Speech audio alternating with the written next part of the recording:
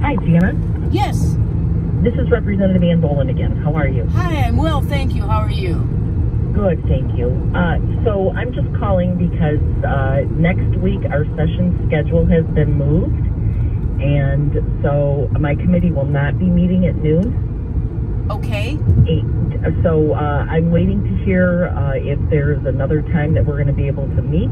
So I'm looking for an alternative committee time.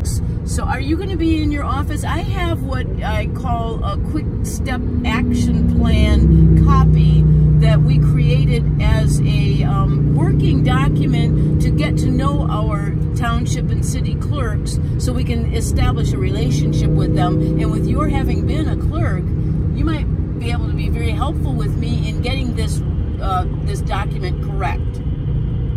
Sure, you can drop it up. I don't know what time you're planning on being here, but if I'm here, I'd be happy to talk to you. But you can leave with my staff. My elections committee meets at noon. We're supposed to arrive by 10:15. What room is your elections committee meeting? So our elections committee is in the House office building, room 326. Okay, very good. Thank you. And I will leave a copy of my document with your staff if we don't run into each other. Okay, excellent. We will get back with you on when the committee meeting gets scheduled for. Which city or county did you clerk in? I clerked in Brighton Township in Livingston County. In the world of clerking, Brighton Township is considered a large community because we have about 18,000 population, 14,000, 15,000 voters.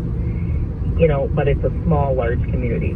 Yeah. Majority of our communities across the state have one precinct. They have less than 3,000 population. I see. Interesting. So, well, that's one of our recommendations is to make the vote counting process at the precinct level so that it's manageable rather than large, massive groups of people and ballots and, you know, trying to organize a process that really needs scrutiny, real scrutiny. Yeah. Are you talking about the absent voter counting boards? Yes. Yeah. So maybe we can have a conversation about them because I will tell you I am a huge proponent of the counting boards for a number of reasons. Oh, we'll have to talk about that. Yeah. Yep. All right. Number one is the secrecy and the integrity of the counting process. It can't be really well managed in a precinct with a lot of people. I see. Interesting. Yeah.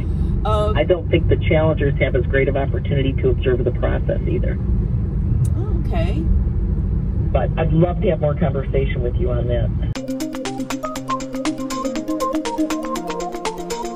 She seems to be an ally for election integrity. She seems to be. So she called me about a meeting that we're supposed to have next week to let me know that it was canceled and that was going to be rescheduled. So that's when I started talking to her this morning, and she told me about this elections committee meeting today. I'm going to try to run into her office and give her my election integrity force action plan with the clerks kind of thing. She used to be a clerk in Brighton, she told us, so she's going to be a valuable resource for us. So I have already text messaged with Braden and said that he can come on in and attend this noon meeting if he wants to, and you might have time to get here by noon if you want to be at this meeting. Unfortunately, I can't leave here before noon today. We are in the parking structure on Townsend Street, which is right next to the Senate building. So by the time we're ready for McBroom's meeting, we're going to be heading over to the Senate building. So we'll be in good shape. Jody, that's our data guy. He knows all about interpreting the data that we're going to present to McBroom, because we need someone that's educated on the data so that we don't go in there as citizen activists and not really be able to explain what the data represents. So I'm really excited about this meeting. I really am. And you'll get to meet some very fine young men who are a part of Election Integrity Force's data team. So the goal today is we're going to be going to a committee hearing, and we're going to see 2 different hearings, correct? Or no? We are going to one committee hearing for the Elections Committee, chaired by Representative Ann Bollin in the House. Then we have our meeting with Senator Ed McBroom. That's a private meeting. he's going to take a look at our qualified voter file data and make a determination whether or not he's going to allow us to have a committee meeting on the qualified voter file fiasco that we have going on in Michigan right now. But wait a minute though, we do have a phone call from Ann though that you're meeting with her next week, correct? Yes. Regarding these files. She has already set up a committee meeting to go over the qualified voter files. That's in the House. Ed McBroom is in the Senate. They both are chairs of quite powerful committees here in Michigan. Ann Bollin, again, is the chair of the Elections and Ethics Committee in the House, and Senator McBroom is the chair of the State Senate Government Oversight Committee, and they're both very interested in the election processes. So, and we're thankful for that, for absolutely. sure. I mean, that's especially with this election year, a lot of candidates are worried about it because we weren't really seeing anybody caring about it, but now all of a sudden they appear to be more interested. Well, we can only discern their true intentions when we meet with them. We don't know what their true intentions are, but we do want to be allies with them because we've all of a sudden realized that, you know what, there's too much division between the people and the government that's supposed to serve them, and I'm not sure if it's the public functionaries that need to get an attitude adjustment, or if it's we the people that need an attitude adjustment. Well, I say we're gonna work together. There you go. So, let's go. Let's go. Okay.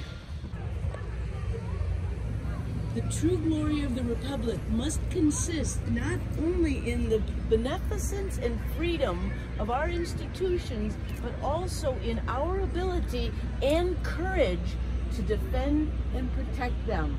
That's from a message to the legislature in 1863, Jody. I love it.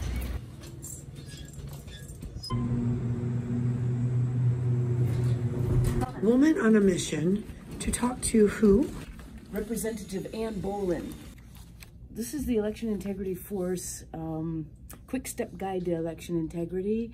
And what it is a document where the citizens can develop ongoing relationships with the township and the city clerks. Okay. So that we can be the overseers that constitutionally we're supposed to be.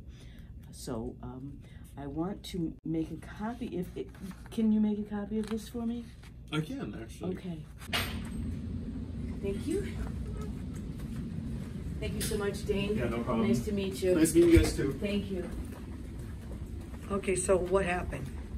Well, Ann Bollin has some very nice staff members, legislative aides they're called, and I was able to talk to Dane and give him a copy of the Election Integrity Fund and Force's Quick Step Action Plan for citizens to meet with the township clerks, the county clerks, the city clerks, to develop the relationship that we need so that we can do the proper level of citizen oversight that's been lacking in our republic for so long now. So I'm really excited. He made a copy of the report. It's not necessarily for Representative Bollin, but it's interesting that she'll be able to read it now and see what we're doing, what our goals are, because again, I think she's going to be a strong ally for us. And she is running for office, correct? She is running for office. Why do you think some of these people that are running, these candidates, don't want to take on election integrity?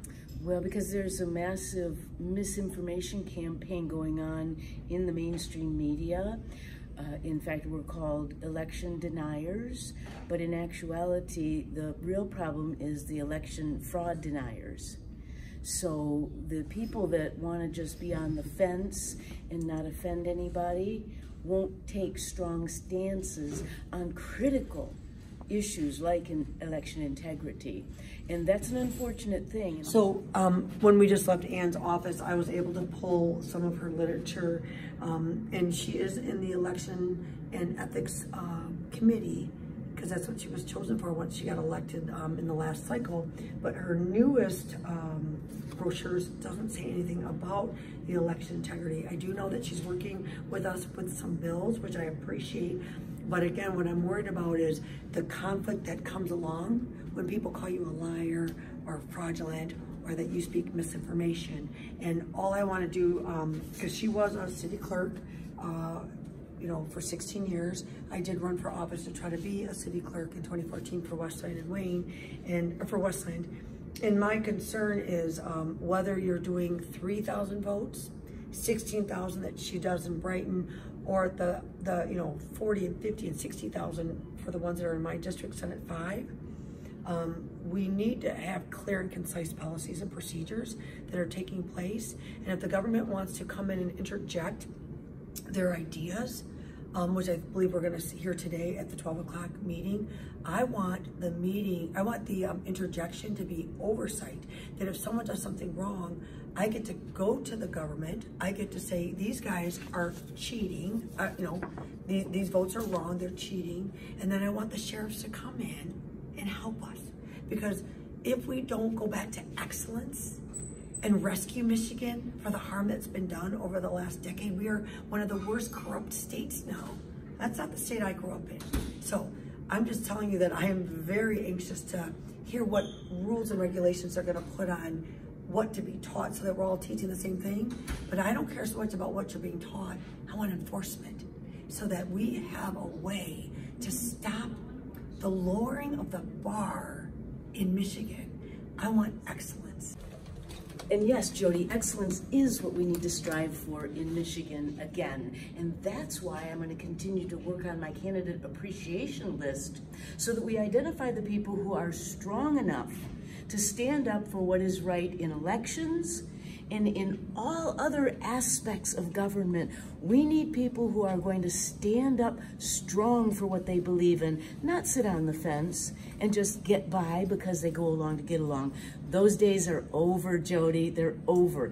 And that's why I'm looking forward to you being elected to Wayne County's State Senate District 5 so that you can help represent us properly.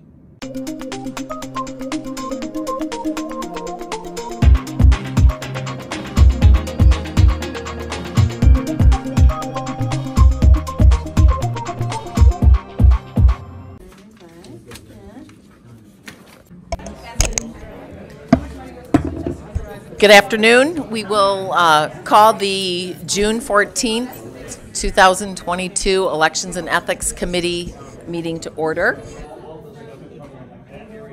Today we'll be taking testimony on a number of bills. And first what we'll do is I'll invite each of the sponsors up one by one to provide testimony and kind of a background on their bill.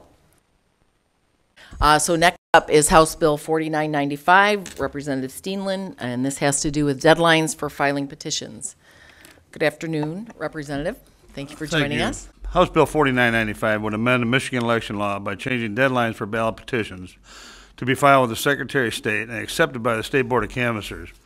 This bill is tie-barred to HJRG, which passed out of this committee in April unanimously. Actually, House Bill 4995 is needed to ensure the local clerks have enough time to be ready to administer the election. By ensuring ballots are finalized sooner, it will alleviate time crunch that local clerks already have been facing. I hope that you will vote for this bill and make it easier for clerks to prepare for election. Thank you for any consideration on this bill. And again, it's just the second part of the resolution that was passed out of committee previously.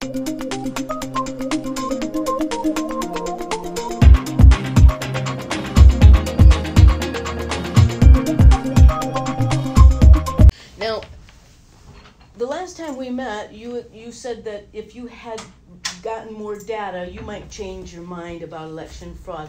How much more data do you think you will need to see to change your mind about the existence of election fraud?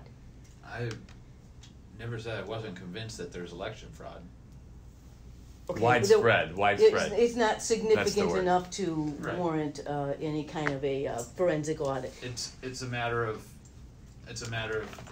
it's hard to quantify what you're asking without knowing what specific avenue you're talking about. So, okay. I mean, some things will need more data than others, so I can't just give you a 10% more or something like that. Okay, and if we provide you with data that will convince you that there is widespread election fraud in the state of Michigan, will you make a public announcement?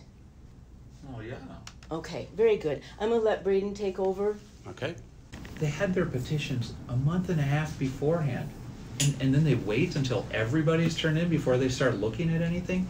It's just, sheer incompetence. Are you sure it's I'm just- incompetence or is it malfeasance? It's quite an anomaly. You see, because what I think is Well, this is- happening, Senator McBroom, to be quite honest I think with there's a you, mix, I will say, but when it Okay. came to what they just did to the They're gubernatorial setting office, it up again. this Secretary of State is so. What do you? I don't. mysterious. No, I'm going to say Mysterious. that she doesn't know what she's doing with this office. I mean, she's not a good leader. Then it's your responsibility to remove the handling of the QVF before the next election because we cannot trust our election that's coming up in August. Or investigate her. Absolutely investigate her, and while she's under I think we've investigation, given you a lot of have evidence got enough to. to investigate.